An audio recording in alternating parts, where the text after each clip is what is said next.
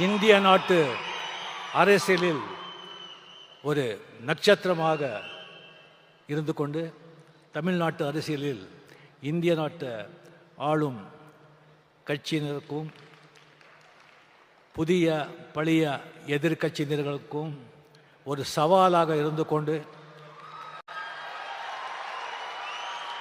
வாங்க 26 பார்க்கலாம் அப்படின்னு தனக்கே உறுதியான அந்த ஒரு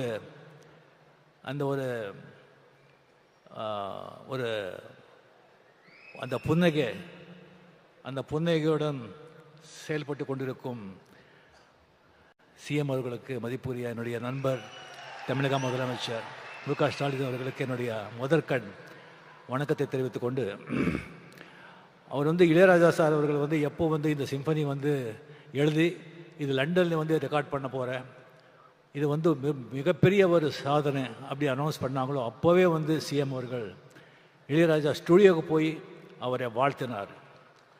அது மட்டும் இல்லை, இந்த ரெக்கார்டிங் அவர் முடிச்சுட்டு வந்த பிறகு அவருக்கு ஏர்போர்ட்லேயே அரச மரியாதையுடன் வரவேற்று அவருக்கு பெரிய கௌரவம் செலுத்தணும் அப்படின்னு சொல்லி இந்த ஒரு மாபெரும் விழா, அந்த ஒரு எளிய பிரம்மாண்ட மனிதனுக்கு இந்த ஒரு பிரம்மாண்டமான ஒரு விழா நடத்தி இந்த மாதிரி அங்கே சம்பனி வாசித்தவங்களே இங்கே அரசு செலவில் இங்கே கொண்டு நம்ம கண்ணுக்கும் காதுக்கும் விருந்து அளித்திருக்காரு. அவருக்கு உங்கள் சார்பிலையும் என் சார்பிலையும் சிஎம் அவர்களுக்கு என்னுடைய மனமார்ந்த பாராட்டியும் நன்றிகளை தெரிவித்துக் கொள்கிறேன்.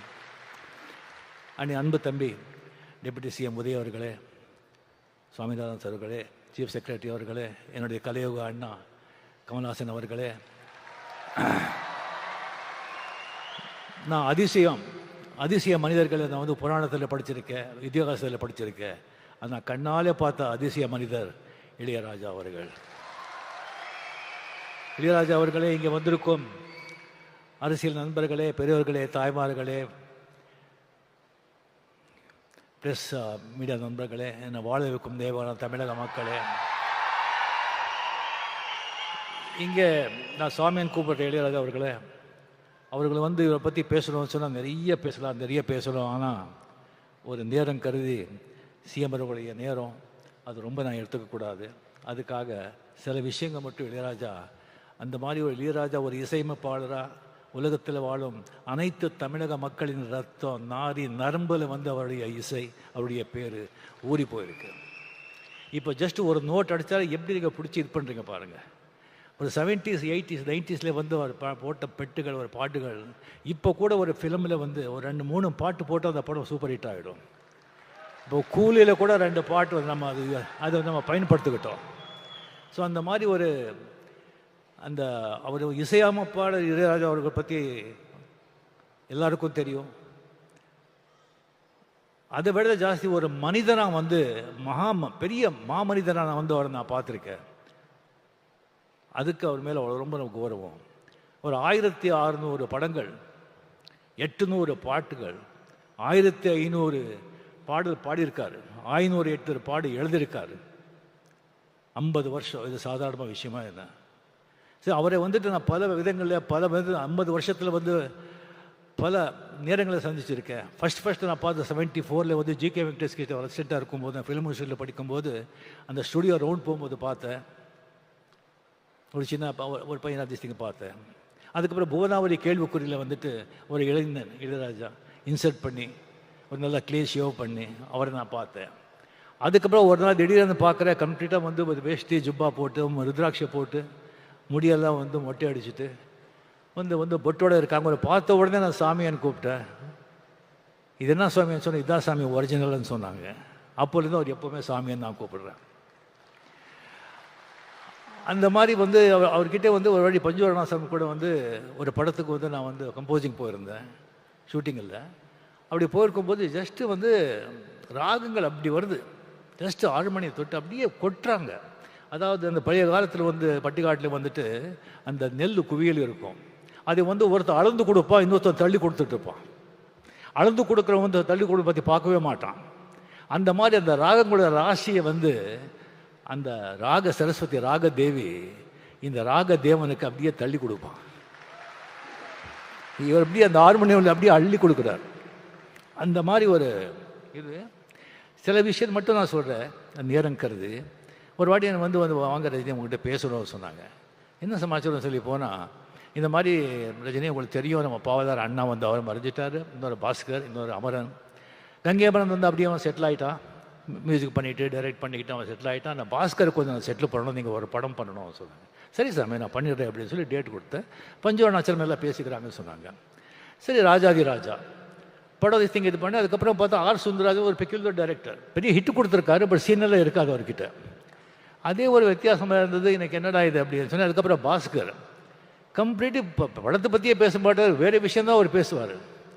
அதுக்கப்புறம் எனக்கு ஒரு டென்ஷன் ஆச்சு. அது பஞ்சு சார் ஊரில் எல்லாம் ஏதோ சொந்த காரியமாக போயிருந்தாங்க. ராதாசாமி கிட்ட பிரசாத் ஸ்டுடியோ போயிட்டு, சாமி இந்த மாதிரி ரொம்ப டிஸ்டர்பாக இருக்குது, படம் எப்படி வரும்னு தெரியாது, இந்த மாதிரி பாஸ்கர் மாதிரி இருக்கார் அப்படின்னு சொன்னால் என்னை பார்த்து சிரித்தார். சுவாமி இந்த கதையை வந்து ஒரு லைன் கூட நான் படிக்கலை, எனக்கு தெரியாது, நீங்கள் படம் பண்ணுங்க. இந்த படம் சில்வர் ஜூப்ளி போகலைன்னா நான் 6 மணியும் தொடமாட்டேன், பாட மாட்டேன்னு சொன்னாங்க. அங்கே யாரோ ப்ரொடியூசர் இருந்தாங்க, இவர் தான் சாட்சி. எனக்கு டக்குன்னு அடிச்சது. சொல்கிறது செய்கிற ஆள் அவர். என்னங்க இப்படி சொல்கிறீங்க? நான் சொல்லலை சாமி, அந்த மூகாம்பிகா அந்த தாய் சொல்ல வைக்கிறான், நான் சொன்னேன், அவ்வளோதான், நீங்கள் போங்க. எனக்கு இன்னும் டென்ஷன் ஏறிடுச்சு எனக்கு. ஓ என்னையா இது?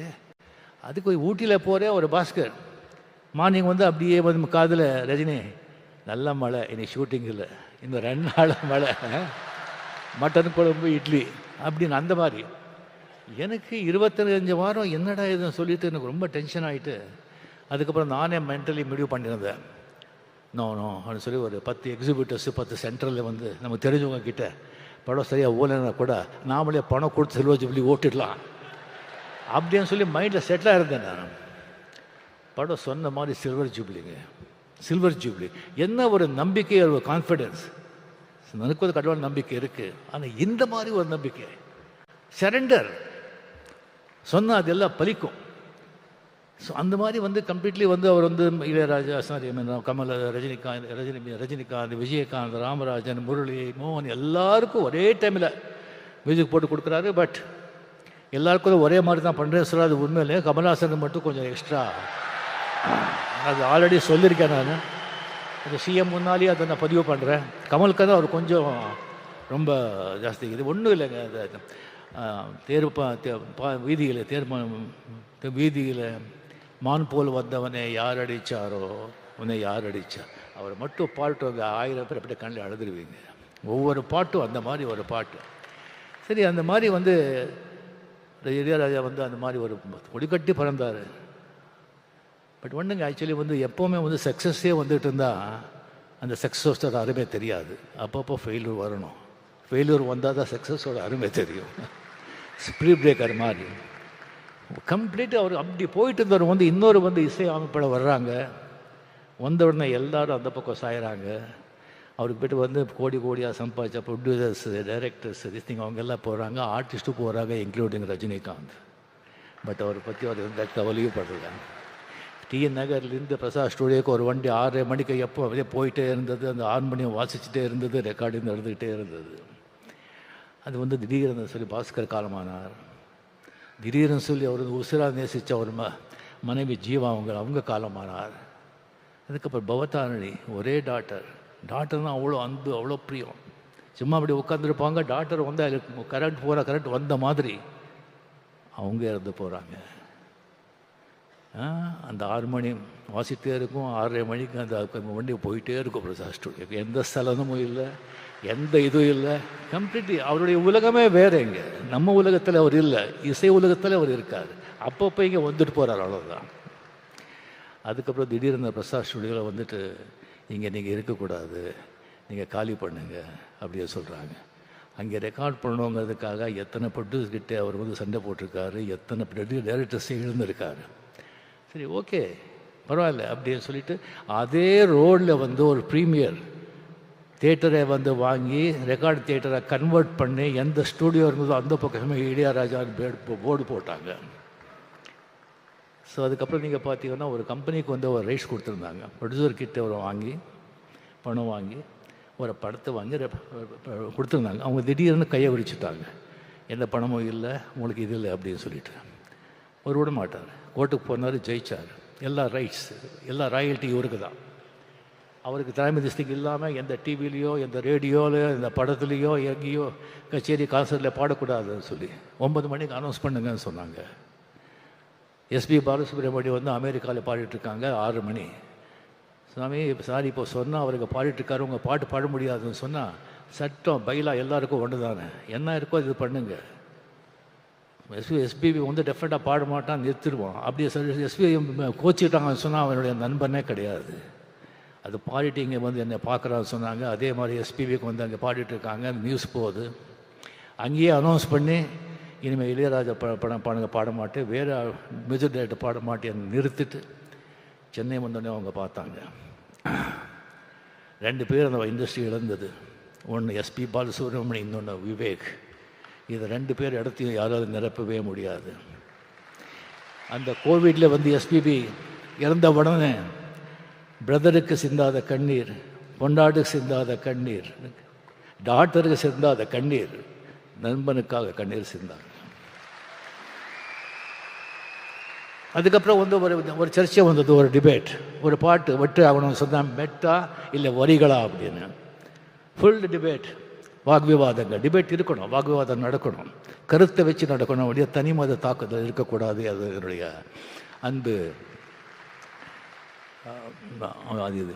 ஸோ இது பண்ணிகிட்ருக்காங்க. ஒரு 2 மாதம் ஆச்சு, 2 மாதம் ஆச்சு. அப்போ தான் இளையராஜா மீடியா கிட்டே வந்தாங்க. பண்ணிக்கும் போது சார் இந்த மாதிரி டிபேட் நடந்துட்டுருக்கேன்னு சொல்லும்போது, அப்படியா, அது எல்லாம் நமக்கு தெரியாது. சரியாக வந்துட்டு 2 நாள் வந்துட்டு 3000 பேஜஸ்க்கு வந்து நான் சிம்ஃபனி எழுதியிருக்கேன், இது வந்து அங்கே வந்து ரெக்கார்ட் பண்ண போகிறேன் அப்படி சொல்லி போகும்போது வந்து மீடியா கிட்டே சொல்கிறாங்க, இந்த மாதிரி சிம்ஃபனி யாருமே இது வரைக்கும் எழுதுதில்லை, பண்ணது.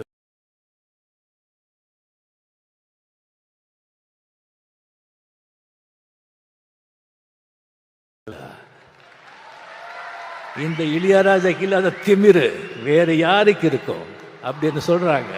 வேறு யாரும் சொல்லியிருந்தா ஒத்துட்டுப்பீங்களா? கேட்குறோம், பிகாஸ் அதுக்கு தகுதியான மனுஷர். அதுக்கப்புறம் ரெக்கார்ட் பண்ணி வந்தார். வந்துட்டு சொல்கிறார், இந்த இளையராஜாவை எந்த அளவுகோல் வச்சியும் அளக்க முடியாது, அதுக்கு மீறி நின்னவனா 82 இயர்ஸ், இன்னும் பாருங்கள் என்னென்ன பண்ணுறேன்னு சொல்லுங்கள். அது Ilaiyaraaja, incredible Ilaiyaraaja. Hats off the great maestro, long live. ஒன்றும் இல்லைங்க, நல்ல நீதி, நியாயம், உண்மையாக கடினமாக உழைச்சா எல்லாமே உன் பின்னால் வரும். நீ அதுக்கு பின்னாலே போகவே முடியாது. Lead a righteous life, work hard, everything will come after you. நீ நாட் கோ ஆஃப்டர் எனிதிங். அந்த மியூசிக் இருக்கிற பவரை நீங்கள் பார்த்தீங்கன்னா, கமல்ஹாசன் சும்மா ஒரு 4 வரி பாடினாங்க. அந்த 4 வரியும் ஒன்று தான், நான் இவ்வளோ பேசினதும் ஒன்று தான். அதுதான் அந்த மியூசிக்கோட பவர். அதுக்கு அரசன் ராஜா அவர்கள் என்றும் என்றும் நல்லா இருக்கணும். நீங்கள் நண்பர், உங்கள் கூட அத்தனை வருஷங்கள் அத்தனை வந்து நடந்திருக்கு. நம்ம பழகணுங்கிறதே நமக்கு மிகப்பெரிய பாக்கியம். தயவு செஞ்சு உங்கள் ஆடியோ பயோகிராஃபி, உங்கள் சுயசரிதியை வந்து படமாக வந்து எவ்வளோ சீக்கிரம் முடியுமோ அவ்வளோ சீக்கிரம் ரிலீஸ் பண்ணுங்கள். நாம் எல்லோரும் பார்க்குறதுக்கு அவலாக இருக்கும். என்னை விட்டால் நானே ஸ்கிரிப்ட் எழுதி கொடுக்குறேன். நன்றி, வணக்கம்.